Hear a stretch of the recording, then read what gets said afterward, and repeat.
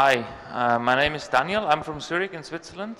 I'm here to talk to you about blockchain and e-government and blockchain, how it can help in e-government to deliver services to citizens when it comes to security. I'm from Switzerland. As you could imagine, in my previous job, I was a banker. I was working for more than 20 years in financial services at two big banks in Switzerland and in London. And so my background is not technical. I'm not a technical expert. I'm an expert when it comes to financial services. And I basically have migrated away from this financial services industry to this government services because I'm convinced that blockchain will help make that a revolution for everybody, for all of us.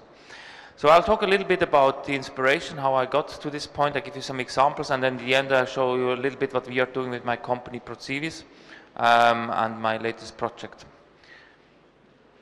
It all started when I was for the first time in Estonia about 3 years ago now.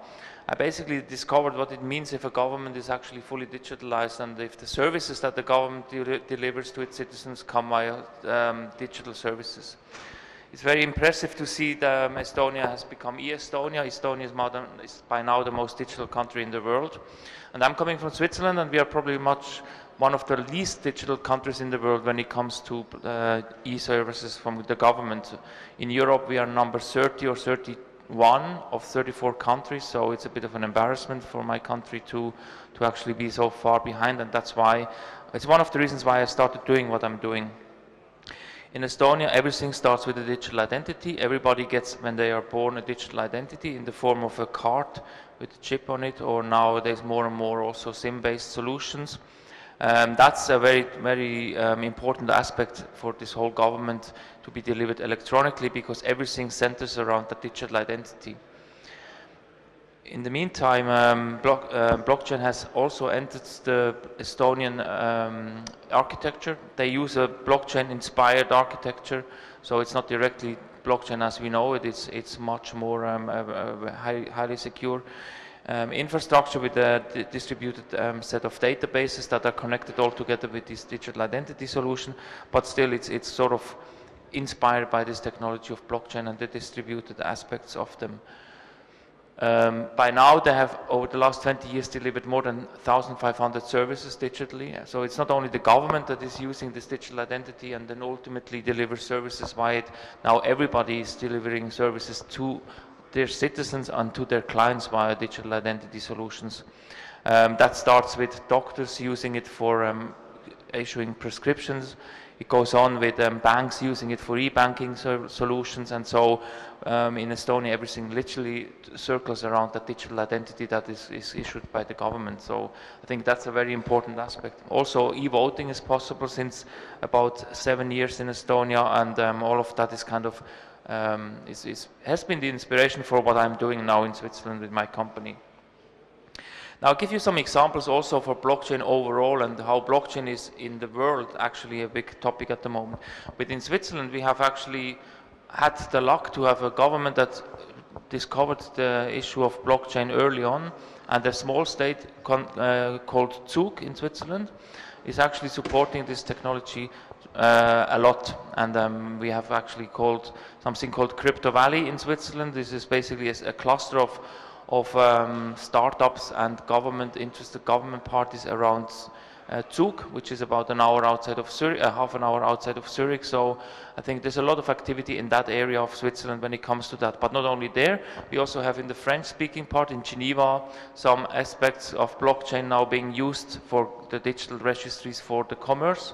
So if you incorporate a company in Geneva, you can actually get a digital record, and that record is timestamped to the blockchain for proof of origination at any time in the future. And so they've built this verification tool where you can upload the file sometime in the future, and you can always confirm that the document is actually authenticated. And in Ticino, in the Italian-speaking part of Switzerland, you can also pay your taxes or some of the expenses that you pay at the government, also directly with Bitcoin. So it's all over Switzerland that you can see now these use cases starting to take place, and the government taking an interest in the technology itself.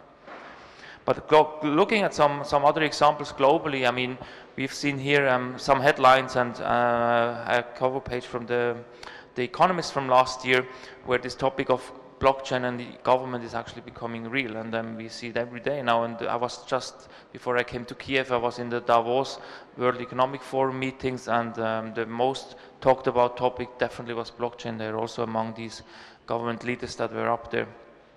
Malta is taking a big step into the future with blockchain. They have developed a national strategy, for instance. Japan obviously has regulated Bitcoin as a currency, and you can trade it officially there and also use it as a currency. South Korea has done some tests with their state-owned insurance company, and Abu Dhabi and Georgia have done some work with land registries, as you might know already, and the same in Sweden. I'll come to that in a second again. But the first one was the UK. The UK also already in 2016 issued a report, an 88-page report that basically looked at the opportunities that come with distributed ledger technology, and how it can help the government to, for instance, collect taxes and deliver benefits. They issued a digital passport, or they discussed to issue a digital passport. Recording of land ownership is a topic all over the world, so this land titling solutions that can be backed on blockchain and so forth. So that's a very important and a very interesting report to read. You can download it if you're interested from the website of the UK Government of Science, the UK Office of Science. Dubai has a pretty bold strategy. They basically announced that by the year 2020 they want everything to be backed by blockchain technology when it comes to their government services. So they want to go fully digitalized using blockchain technology in their government. And they have estimated that by the year 2020 they can save $1.5 billion every year just by not processing paper anymore, by recording everything on the blockchain.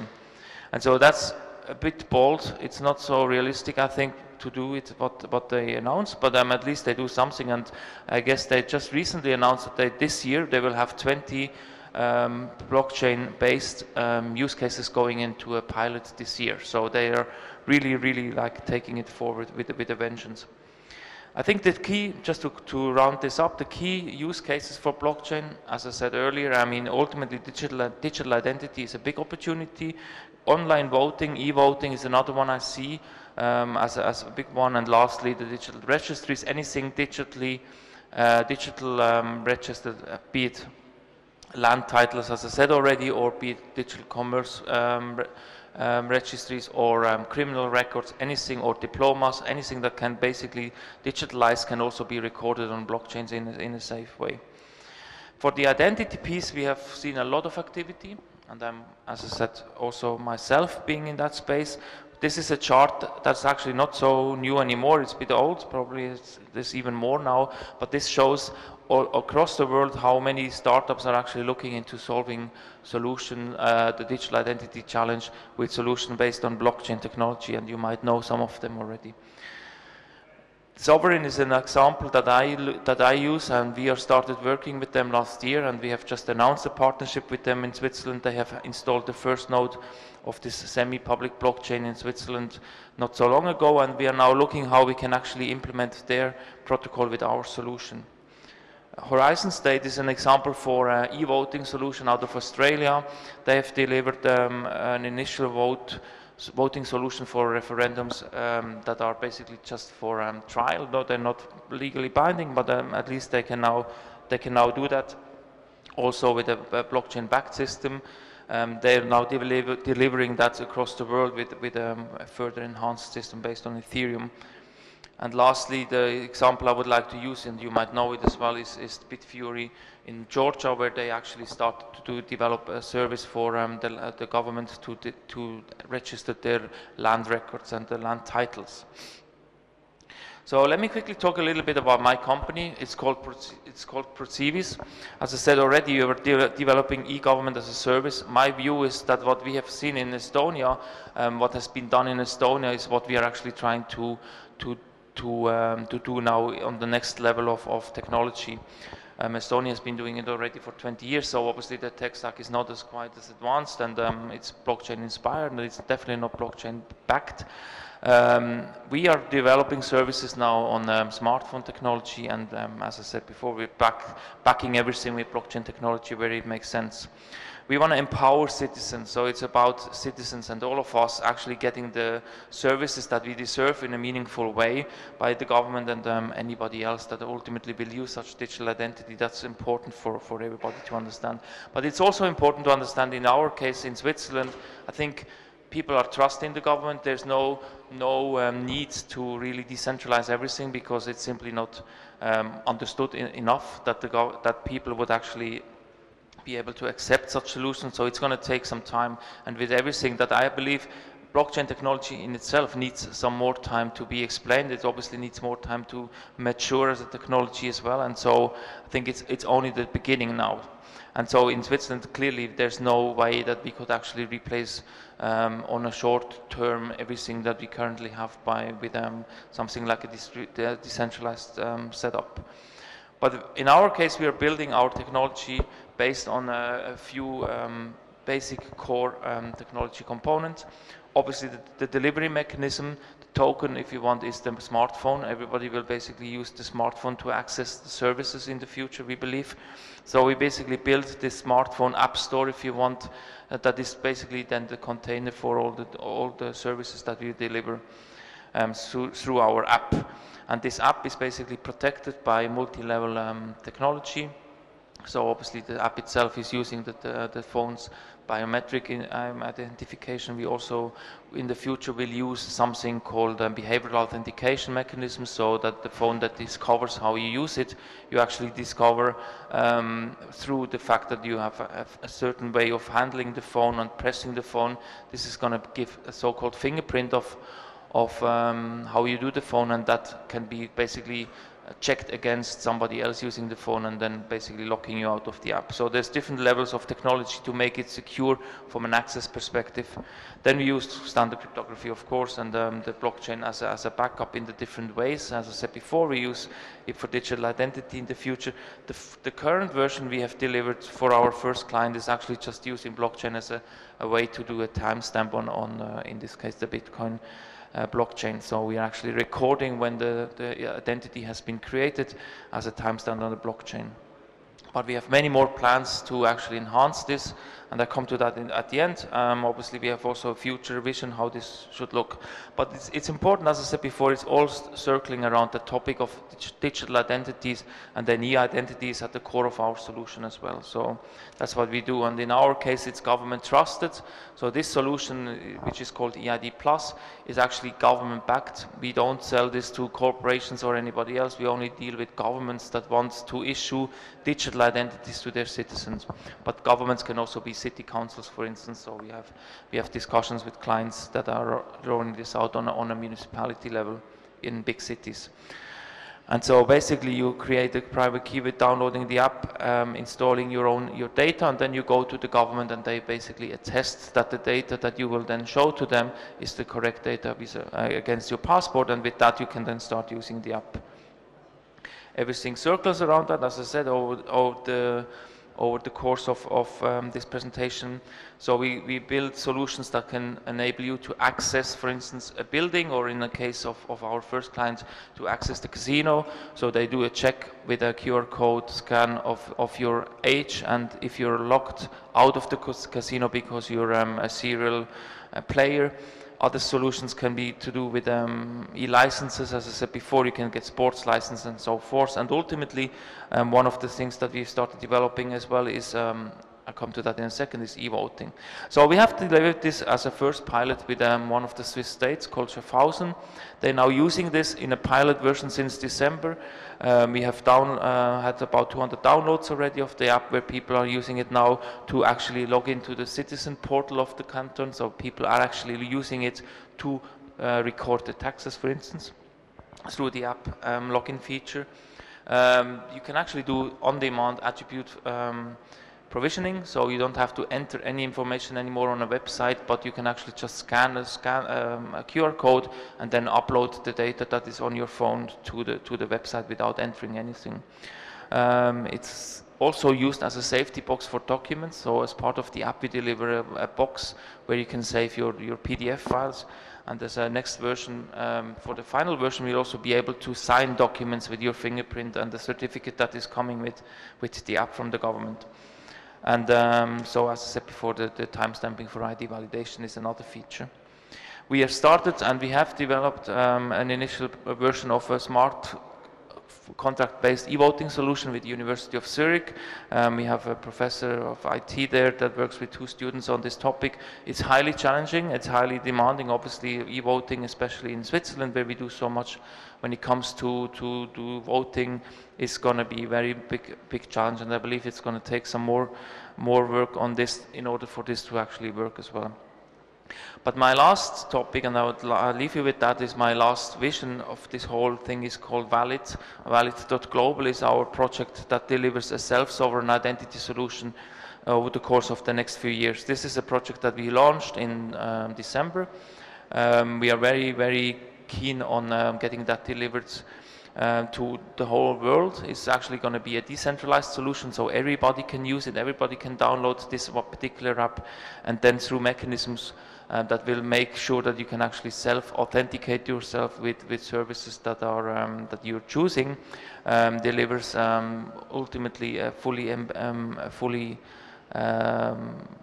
enabled data store as well. So not only will you have your digital identity with this solution, but all your personal data will come with it, and so you ultimately can save all your health files, your text files, your everything files, anything that makes you in that app, and use it also ultimately on a marketplace where you can trade that data if you wish to do so in an anonymized fashion. This is very futuristic. It's a bit challenging in the sense that obviously it is. Some people are not convinced that it's ethically correct to do that, but it's actually something that happens every day. At least in Switzerland, the doctors are selling our patient files to the pharma industry every day, obviously anonymized, but they still sell it. And obviously Facebook, Google, and all the big American companies obviously use our data as well to generate money. And our view is that we should actually turn this around, and if anything, if we are willing to sell that data, we should actually get the money ourselves. And so that's one of the visions of Valid.global, to build a personal data marketplace alongside this app that we call the Valid Wallet. Happy to answer any questions, but that's it from me. Thank you very much.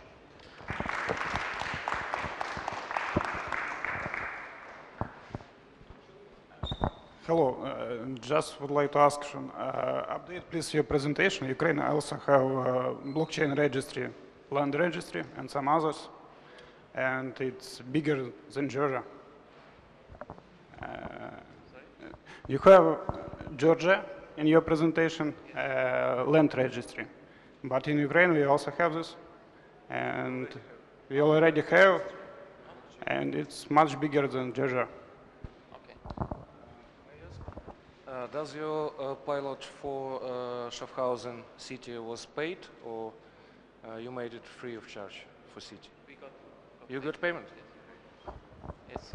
So we got paid for it, that's also good. Okay.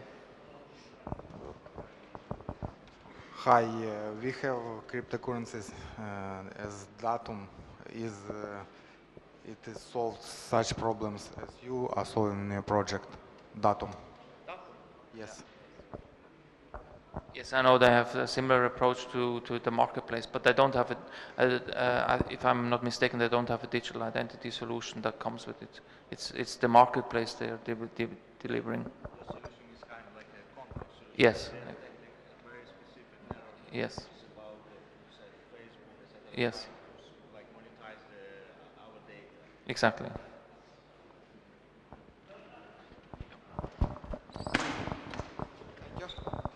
A couple of questions. The first question is on the properties of the voting protocol. Do you need some trusted party to set up the voting key?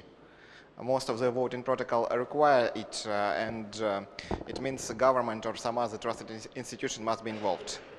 It's the first question. Yeah, ultimately in our solution it's going to be issued by the government. As a first solution we will have basically our identity app, which will issue a voting token. So the identity app is actually self-sovereign in the sense that it's only on your phone and the key is on your phone, but it's still being obviously then ultimately backed up by the government's service.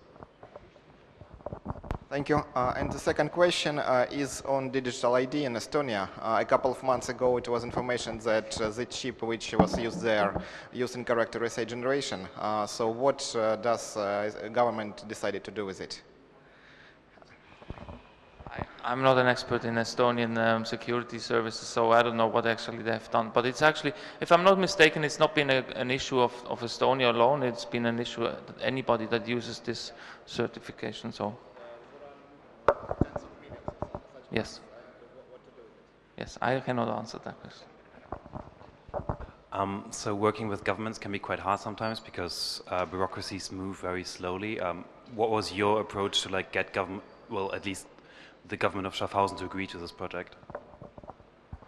Very good point. It's very difficult to win governments, and we were very lucky with Schaffhausen. They had on the one hand the need to do something in the e-government space because they didn't have anything, and they wanted to really do a jump forward. It was not about blockchain. They just wanted to really deliver a service that basically could be delivered via our app. And so they were very open, and it's actually not that difficult to win clients with a solution like ours, because ultimately that's something that a lot of politicians would like to see, and they can understand this is actually beneficial for governments. This is actually easy to understand. If you have an app on your phone, everybody, even every politician can understand that sort of concept. And if you can then deliver simple services like logging in without the password to a website through this QR code functionality, for instance, then it's pretty much an easy sell, because everybody sees there's simply nothing, no downfall from it. So we are lucky that we can actually do it like this. And then the first client in Schaffhausen gives us international credibility. We now have a client in the Middle East. We have one in South America as well. And so we are building on top of that. So thank you very much. Thank you, Daniel. Okay.